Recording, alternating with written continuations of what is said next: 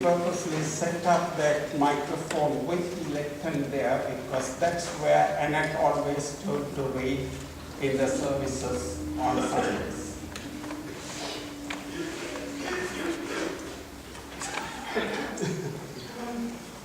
Those of you who don't know, I arrived in New Zealand on Sunday, and I think my mother's playing a trick on me because there's only twice I've ever lost my voice. One was when I decided I was going to do a bout of stand-up, and I lost my voice, and I think that was very fortunate.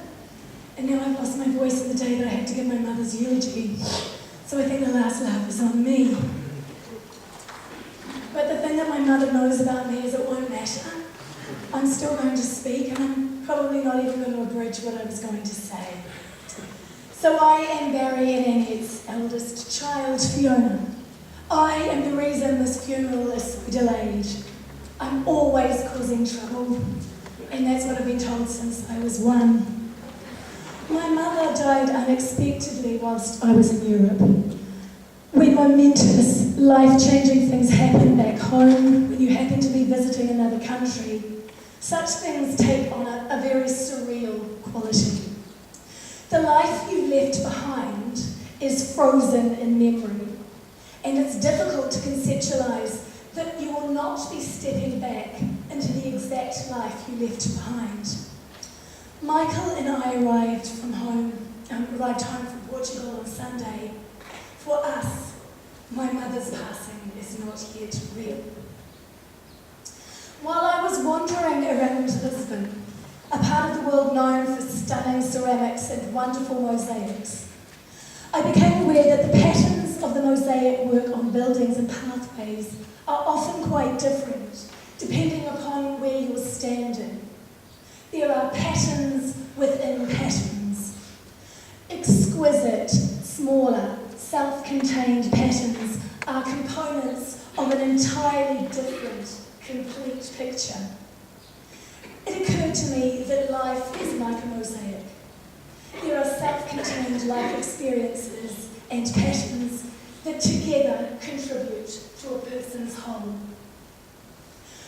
When we meet people, we are exposed to just a small part of that person's life mosaic. And how a person is seen will be influenced by that exposure. In my mother's case, you might have seen her through the prism of that part of her life that represented her life as a teacher. She might have changed your life when she pounded the pavements of Ultara, Penrose, Panmure and Pakuranga, searching for employers willing to give your 15 or 16-year-old self work experience so you could transition straight to the workforce from school. You might have known her through her work with early childhood development, or as part of Christian fellowship, or because you met her in the playground when she had small children, or through your shared love of the prolific Elsie Jeanette Oxenham with her 87 books, published between the years 1907 and 1958 for girls and young women. As with anyone, my mother was a product of a complex and sprawling mosaic of life experiences. She will be missed in a variety of ways. Today I feel it is very important, as my father is unable to be here today, and I'm essentially speaking as a proxy for him, our much loved dad, that I need to say thank you. And there are so many people he would want me to acknowledge. So here goes. It takes a village. It takes a village to raise a child, and my mother was part of the village that helped me with my children from the time they were born a quarter century ago. My mother, a keen driver, loved nothing more than to drive her small pals' grandchildren to various activities and to watch over them as they constructed art, tomped on xylophones or pianos at various music lessons, perfected the pluperfect at French, or danced and tapped their afternoons away. A friend posted this on my Facebook page when she learned of Annettes' death. Fiona, I am so sorry, My memories of your mum are sharing the waiting time with her outside the girls' classroom at Manukau School, and when the bell rang, beginning the mad race about town to take them to their various after-school activities. She often complained, but clearly and not so secretly felt needed and loved being part of your lives. She used to make me smile.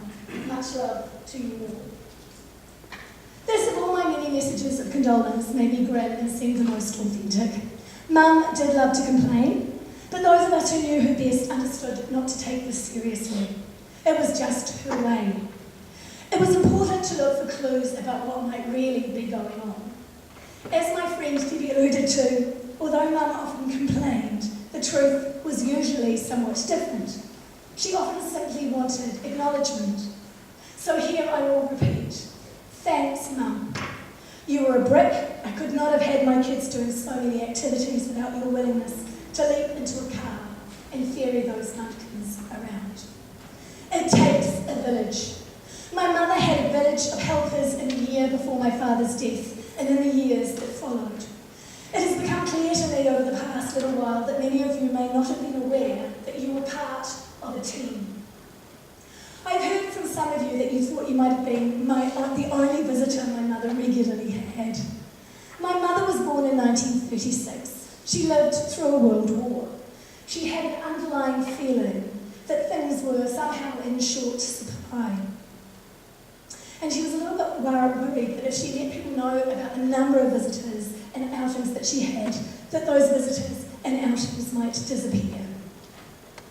I know that happily many of you here today visited her regularly, or you talked at length to her on the landline. She just couldn't master that cell phone despite constant and thorough lessons, accompanied by written instructions from her grandchildren and son-in-law, and she seemed to lose every mobile phone we ever gave her. So from the bottom of our collective hearts, I say thank you for visiting our mother, for taking her on outings, or for taking her to your own homes for a change of scenery. We're aware and we appreciate all of you. There are many people to thank, and like a director receiving an Academy Award for an indie film, and let's face it, this is the closest I'm ever going to be, the list is long and I may miss some important names. That does not mean I'm truly not grateful, because I am.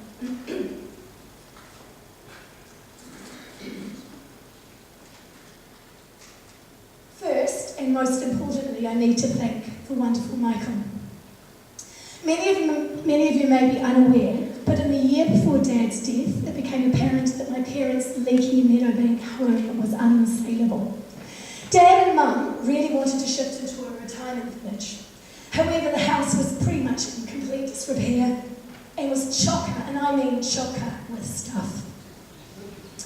Over the course of 3 full years, 2.5 after Dad died, Michael gave up every weekend, and one weeknight, to essentially fix that 3-level house from the ground up. Firstly, while Mum was in hospital following Dad's death, I was there, I painted, he constructed a self-contained apartment on the bottom floor. So, because at that time she couldn't manage the stairs. I do not know of any son-in-law who could have done more. It was a complete act of love for me, for my mother. It was our gift to her. It happened at a time of grief and loss for my mother. So it was difficult, I think, for her to fully appreciate those 3 years of Michael time. But the rest of us, the rest of our family, were very aware, and Dad, wherever he is now, is very aware and thankful for his superhuman effort. I'll add that after the house was in a saleable state, and at her urgent request, my husband organised for Mum to move into the retirement village of her choice. That involved taking time off work and driving her all over Auckland to make that choice. Over the past couple of years, although our respective working commitments have involved a substantial amount of time travelling outside of New Zealand to Mum's unfortunate distress, when in New Zealand, Michael would visit Mum at his lunch hour or after work. He has continued to help Mum with her finances and other miscellaneous tasks until now. And as in all families, and as a couple, Michael and I have a number of people who rely on us, so we share the load. And Michael definitely shared the load when it came to Mum. Over recent years, I have had countless meetings and conversations with members of the excellent New Zealand Health Service, and Michael has supported me through it all. I've been contacted by orthopaedic surgeons, gerontologists, social workers, ACC workers, enliven workers, grief counsellors, physiotherapists, occupational therapists, the odd GP, psychologists and psychiatrists.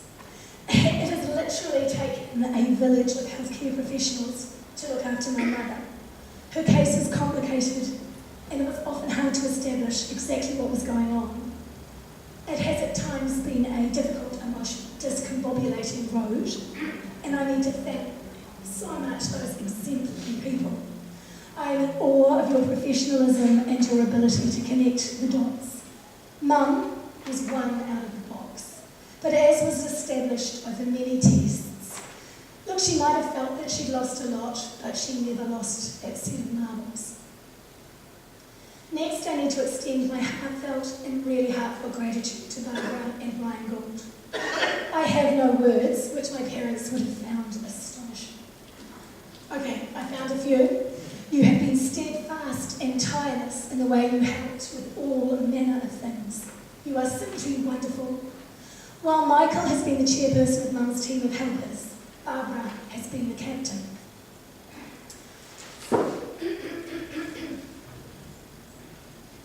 I now need to acknowledge my extraordinary, kind, present, brilliant brother. Hey, talking about you. Stop. My mother was the luckiest when it came to her second child. My brother is patient, non-judgmental and caring, and was always there for Mum. I hope she told everyone how brilliant you were, Ewan, how you were on hand in the final years, how you raced from work on countless occasions when she beckoned or had medical emergency. Such a role can often be invisible, particularly to those not actually aware of the intricacies and dynamics of the family in question. I want to say I saw you. Hats off to you, brother. I would be so thankful if my children were as loving and fabulous in my final years as you were for both parents, but particularly Mum. As your big sister and an on-the-ground observer, I am blown away.